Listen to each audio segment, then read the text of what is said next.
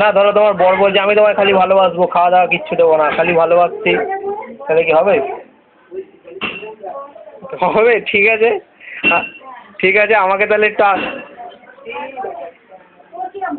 তাই বলে কি খাওয়া দাওয়া হয় না? ও যাই হোক, তা আজকে কি ফাঁকা? কখন ফাঁকা থাকবে?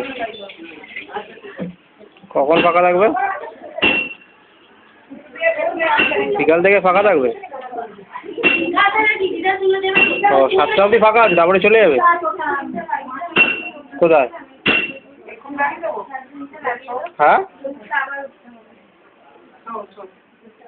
ও আচ্ছা, ঠিক আছে, আমি তোমাকে ফোন করে নেবো। হ্যাঁ, আমিও যদি এদিকেই টাটা।